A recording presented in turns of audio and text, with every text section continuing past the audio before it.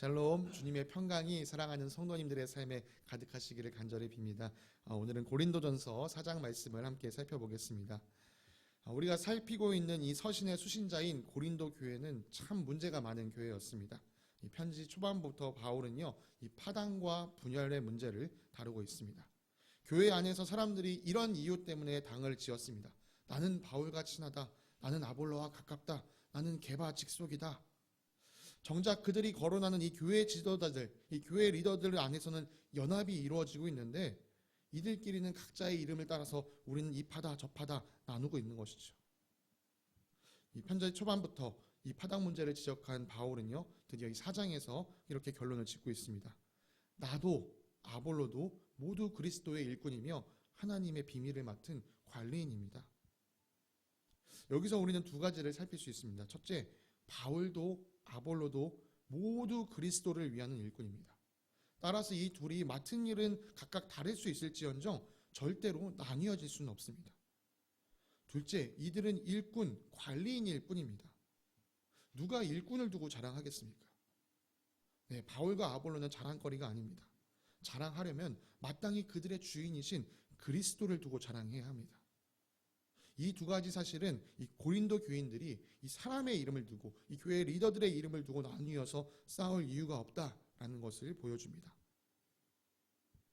바울은요, 자신과 같이 하나님의 일을 맡은 사람들, 이 사역자들에게 요구되는 것이 신실성, 즉 충성이라고 말합니다. 고린도 교인들은 사람의 지혜로움으로 하나님을 더 알기 원했습니다만 이미 우리가 앞에서 살펴본 것처럼 하나님의 지혜는 사람의 지혜와 다르고 또 사람의 지혜로는 하나님을 다 알 수가 없습니다. 그래서 바울은 지혜로운 말로 복음을 전하지 않았고 오직 십자가만을 일관되게 전했습니다. 그것이 그가 그리스도로부터 받은 사명이었고 그는 그 받은 사명에 매우 충실하게 임했습니다. 나중에 우리가 이제 고린도 후서를 살펴볼 텐데요. 일부 고린도 교인들은요, 이 바울이 자기들과 떨어져 있을 때 글로써, 편지로서는 잘 전달하는데 막상 같이 있었을 때 말로서는 잘 못했다라고 평가하기도 했었습니다. 이렇게 바울을 깎아내리려고 하는 사람들은요, 늘상 있었습니다. 그러나 바울은 분명하게 이야기합니다. 나는 그 누구에게도 당신들이나 세상 법정이나 심지어 나 자신에게도 판단을 하지 않습니다. 나는 그런 판단을 의식하지 않습니다. 내게 맡겨진 사명을 충성스럽게 감당했다는 그 사실을 사람의 중심을 보시는 그리스도께서 판단하여 주실 것이기 때문입니다.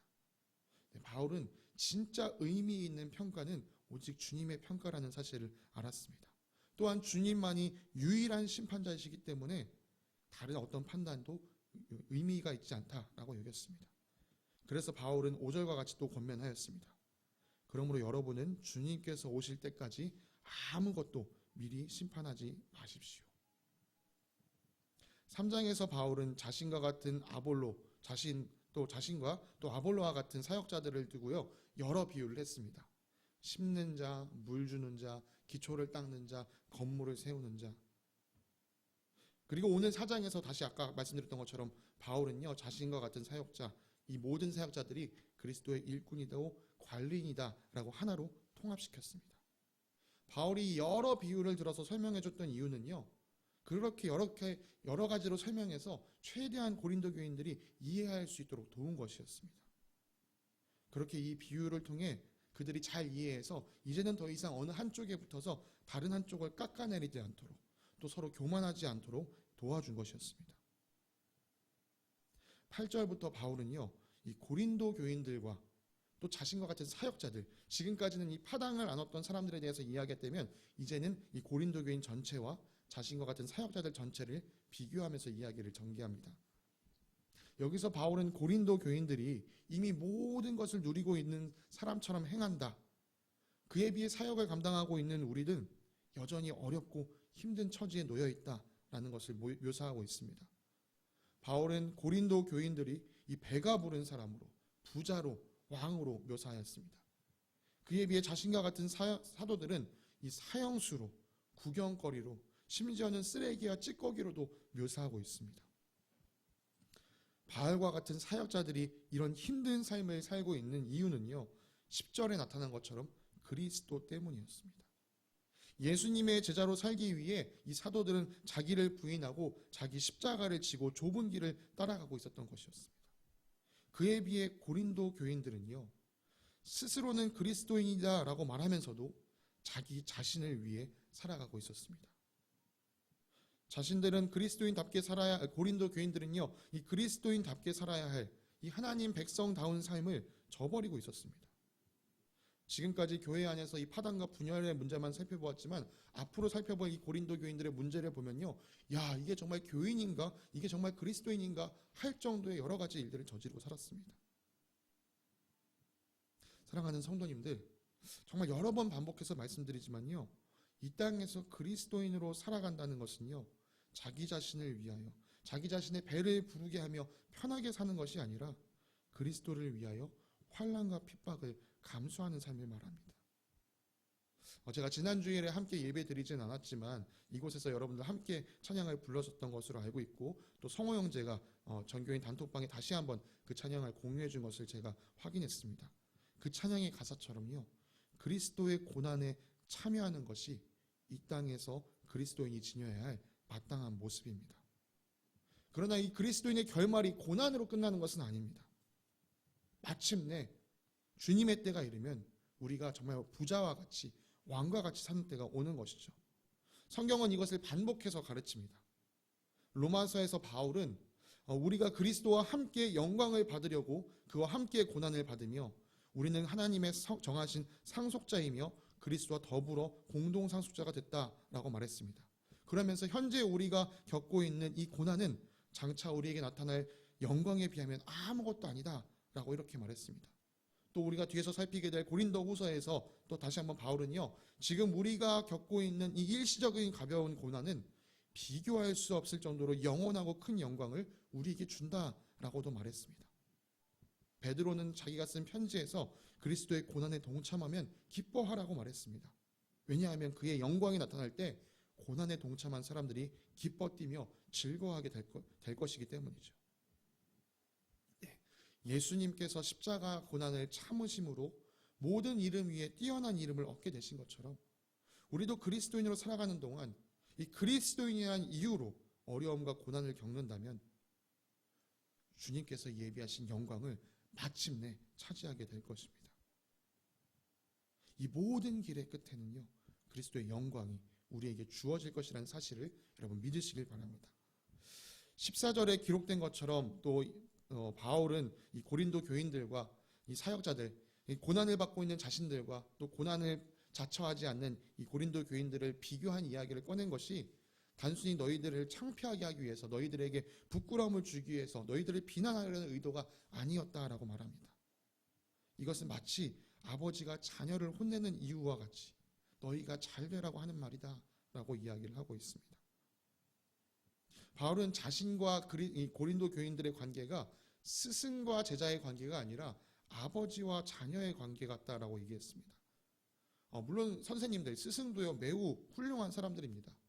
이 학생을 길러내기 위해 열심히 수고를 하는 스승도 매우 참 훌륭한 일을 감당하고 있지만요, 이 스승과 아버지에게는 근본적으로 결정적인 차이가 있습니다. 스승에게는 없는, 그러나 아버지에게는 있는 바로 이 생명으로 이어지는 관계를 말합니다. 15절에 말한 것처럼 바울은 그리스도 예수 안에서 복음으로 이 고린도 교인들을 낳았습니다. 바울과 고린도 교인들은요, 예수 그리스도 안에서 복음으로 연결되는 이 영생의 관계 안에 있었던 것입니다. 바울이 남자였고 게다가 우리가 아는 것처럼 독신이었기 때문에 이 해산의 고통이 얼마나 큰지 직접적으로도 간접적으로도 경험하기는 힘들었으리라 생각합니다. 그러나 바울도요, 이 한 사람이 거듭나기까지 애끓는 심정으로 끝까지 인내하였고 또 자기의 목숨을 내어줄 정도로 많은 고난을 받았습니다. 그러니 그가 겪었던 이 고난, 이 정말 한 영혼을 거듭나기 위해 겪었던 그 고난이 결코 해산의 고통보다 작다라고는 할 수는 없을 것입니다. 바울은 최선을 다해서 복음으로 이 고린도 교인들을 대했고 그 결과 그들이 주님을 영접하게 되었습니다. 복음 안에서 아버지가 된 바울은 고린도 교인들에게 이렇게 권면했습니다. 16절에 여러분은 나를 본받는 사람이 되십시오. 제가 예전에 이 말씀을 읽을 때는요, 야, 참 바울 좀 건방지다라는 생각도 했던 것 같습니다. 아무리 그래도 그렇죠. 어떻게 예수님을 본받으라고 하지 않고 자기를 본받으라고 할 수 있을까? 그런데 우리가 함께 이 사도행전을 쭉 묵상하는 가운데, 아, 그래, 바울이라면 이런 말을 할 자격이 충분하다라는 생각을 했습니다. 그가 이렇게 자신 있게 말할 수 있는 이유는 자기 스스로가 먼저 그리스도를 본받고 있었기 때문입니다. 나는 죽고 예수로 살고 있기에 이 영적인 자녀인 고린도 교인들도 자신처럼 자신을 본받아서 그리스도를 본받기를 간절히 원했던 것이죠. 그리고 이렇게 표현해 주는 것이 한편으로는 고린도 교인들에게는 더 현실적입니다. 귀로 들어 알고 있는 예수님을 본받는 것보다 눈으로 직접 바라본 바울을 본받는 것이 더 쉽기 때문입니다. 바울은 자신을 대신하여 이 고린도의 교인들에게 메시지를 전한 인물로 디모데를 선택했습니다. 바울은 바울 자신이 이 주님 안에서 얻은 사랑하는 신실한 아들이라고 소개하였습니다. 디모데를 향한 이 바울의 애정과 신뢰가 느껴지는데요. 앞서 바울이 그 그리스도의 일꾼에게 요구되는 것이 신실성이라고 했는데, 바울은 이 디모데를 신실한 아들이다라고도 이야기했습니다. 네, 아마 바울이 디모데를 고른 이유가 바로 그의 신실함 때문에 있지 않은가 싶습니다. 바울이 디모데를 신실하게 여긴다는 것은요, 이 디모데가 영적인 아버지인 바울을 본받는 삶을 살고 있다라는 것을 의미합니다. 즉 디모데는요, 그리스도 안에서 바울이 사는 방식을 고린도 교인들에게 다시 보여줄 수 있는 또 다른 교보제인 것이죠. 고린도 교인들은 바울의 메시지를 가지고 온 디모데를 바라보면서 바울처럼 사는 것이 무엇인지 다시금 상기하고 배울 수 있게 되었습니다. 그들이 이 디모데를 통해 배워야 하는 바울의 모습은 어디에서나 모든 교회에서나 바울이 가르쳤던 것입니다. 다시 말해서 이 바울의 가르침은요, 어떤 문화적인 지역적인 특수성을 뛰어넘는 규범적이고 기초적인 그리스도인의 삶의 모습이라고 할 수 있습니다. 또한 이것은 이 지역과 문화를 뛰어넘는 것뿐만 아니라 시대를 뛰어넘어서 오늘 우리에게도 적용되어야 할 모습이겠죠. 그 구체적인 모습들이 어떤 것인지는 계속해서 이어지는 우리 고린도전서의 말씀을 통해 살펴보기 원합니다. 4장을 마무리하면서 이 바울은 고린도 교회 안에 있는 일부 사람들을 지적하여 줍니다. 바로 바울이 다시 고린도로 올 가능성은 없어. 우리가 이 고린도에서 바울을 만날 이 재회 가능성은 없어 라고 말하는 이 교만한 사람들입니다. 바울을 다시 볼 일이 없다라고 생각했기 때문에 그들은 당연히 바울을 무시했을 것입니다. 그러나 바울은 주님께서 허락만 하시면 언제든지 나는 고린도로 돌아갈 마음이 있다. 고린도를 돌아가서 여러분을 만나고 싶다라고 말했습니다. 그리고 자신이 고린도로 돌아가게 된다면 그 교만한 사람들의 말이 아니라 능력을 알아보겠다고 말했습니다. 바울이 말이 아닌 능력을 살피려는 이유는 하나님의 나라가 말에 있지 않고 능력에 있기 때문입니다. 여기서 말하는 능력, 이 놀라운 힘, 우리는 쉽게 이 은사를 떠올릴 수 있지만요, 사실 여기서는 지금 은사를 말하고 있지는 않은 것으로 보입니다. 왜냐하면 이후에 살펴볼 이 고린도전서의 말씀을 바라보면 이 고린도 교회는 사실 은사가 많았던 교회였습니다. 바울이 여기서 말하고자 하는 이 능력, 그것은 바로 이 그리스도인답게 살아가는 이 변화의 능력을 말하고 있는 것입니다. 입만 살아서 내가 그리스도인이야, 내가 바울과 친해, 내가 아볼로와 친해, 내가 게바와 친해, 이렇게 입만 살아서 그리스도인이라고 말하는 사람들에게 하나님 나라가 있는 것이 아니라 실제로 그리스도 안에서 이 변화되는 삶을 살아가고 있는 사람들에게 하나님의 나라, 하나님의 백성이라는 자격이 부여된다는 것이죠. 바울은 질문을 던짐으로써 4장을 끝냈습니다. 내가 여러분에게 갈 때 매를 들고 가서 혼내는 아버지이길 원합니까? 아니면 사랑과 온유한 마음으로 가는 아버지이길 원합니까? 이 질문에 대한 답은 전적으로 고린도 교인들의 삶에 달려있는 것이었습니다. 그들이 어떤 삶을 사느냐에 따라 바울이 고린도에 가게 될 때 어떤 모습으로 나타나게 될지 결정되기 때문이죠. 이렇게 4장 내용을 우리가 한번 전체적으로 살펴보았습니다. 좀 말씀을 정리하고자 합니다. 4장의 내용을 토대로 사랑하는 성도님들께 이 몇 가지 권면을 조심스럽게 드리고 싶습니다. 첫째, 교회 안에서 특별히 주님께서 세우신 일꾼들을 향하여 함부로 판단하지 않도록 조심하시기 바랍니다. 주님의 일꾼들로 세워진 사람들에게도 연약함이 있을 수 있습니다. 그것은 당연합니다. 우리가 생각하는 성경 속에 있는 위대한 인물들도 다 그렇게 연약한 사람들이었습니다. 그러나 주님은 그들을 들어 사용하셨습니다. 그렇기 때문에 우리도요, 그 연약함을 가지고 함부로 판단하지 않도록 해야 합니다. 판단은 주님께서 해주실 것입니다. 또한 구원받은 우리들 역시 모두 주님의 일을 감당하도록 사명자로 부름받았기 때문에 우리도 주님 앞에서 판단받게 될 것이라는 것을 기억하셔야 합니다. 사명받은 사람들에게서 사명을 주신 주님께서 사명받은 사람들에게 판단하실 근거는 신실성, 충성이라고 했습니다. 사랑하는 성도님들, 그렇기 때문에 우리의 삶은요, 선택적으로 상황에 따라 주님을 위해 열심을 내서는 안 됩니다. 항상 변함없이 늘 주님께 충성하시는 삶을 사시기 바랍니다. 둘째, 이 땅에서 주님의 일꾼으로 살아가는 삶은 마냥 편한 길이 아님을 여러분 우리는 꼭 기억해야 합니다. 아직 주님의 때가 이르지도 않았음에도 스스로 도취되어서 왕과 같이 부자처럼 굴지 말아야 합니다. 주님의 때가 이를 때까지 우리는 십자가를 지고 그리스도의 고난에 동참해야 합니다. 그 고난 이후에는 영광이 기다리고 있다는 사실을 여러분 꼭 기억하시기 바랍니다. 셋째, 마지막으로 이 복음으로 여러분을 낳아준 사람들을 기억하시고요, 그들과 같이 예수님을 본받는 삶을 살기로 작정하시기 바랍니다. 여러분, 여기 계신 분들이 다 자녀를 둔 부모님이시지 않습니까? 어느 부모가 자녀에게 너 고난을 받아라, 고난에 동참해라 라고 이야기하고 싶겠습니까?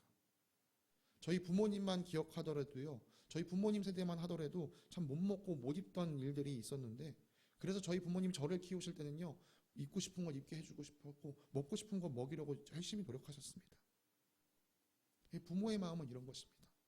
그런데 영적으로 아버지가 된 바울은 자녀가 된 고린도인들에게 자신과 같이 고난에 동참하라고 말했습니다. 어떻게 부모가 자녀에게 이 자신이 받는 고난에 동참하라고, 참여하라고 말할 수 있을까요? 답은 간단합니다. 그렇게 고난에 동참하는 것이 더 복되기 때문입니다. 그리스도를 위하여 고난을 받는 것, 그리스도를 위하여 고난을 받는 것이 그리스도를 위하여 고난을 받지 않는 것보다 훨씬 복되기 때문에 바울은 이렇게 이야기하는 것입니다. 그래서 저도 사랑하는 성도님들께 이렇게 권합니다. 그리스도를 위한 고난에 우리 함께 기꺼이 동참합시다. 복음을 전하다가 수치를 당하고 때로는 피해를 입는다 할지라도 우리는 두려워하지 말아야 합니다. 마지막 때에 주님께서 그보다 더 크게 반드시 갚아주실 것입니다. 오늘 말씀을 기억하면서 우리가 함께 부를 찬송은 찬송가 336장 환난과 핍박 중에도 1절과 2절입니다. 우리 함께 말씀을 기억하시면서 찬송가 336장 환난과 핍박 중에도 1절과 2절 함께 찬양하겠습니다. 환난과 핍박 중에도 성도는 신앙 지켰네. 이 신앙 생각할 때에 기쁨이 충만하도다. 성도의 신앙 따라서 죽도록 충성하겠네. 옥중에 매인 성도나 양심은 자유 얻었네. 우리도 고난 받으면 죽어도 영광 되도다. 성도의 신앙 따라서 죽도록 충성하겠네.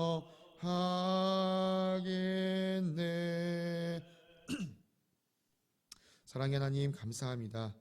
오늘 말씀을 통하여 우리가 주님의 백성답게 살아갈 길을 밝히 보여주시는 주님을 찬양합니다. 우리 안에 이 말씀을 따라 살지 못했던 연약함이 있음을 고백합니다. 주님, 우리를 용서하여 주시고 이제는 이 말씀을 따라 살기 원하오니 주님, 우리가 이 말씀을 따라갈 수 있도록 성령의 능력을 더하여 주시길 바랍니다. 우리에게 변화의 능력을 주시는 주님께 감사드리며 거룩하신 우리 주 예수 그리스도의 이름으로 기도드립니다. 아멘.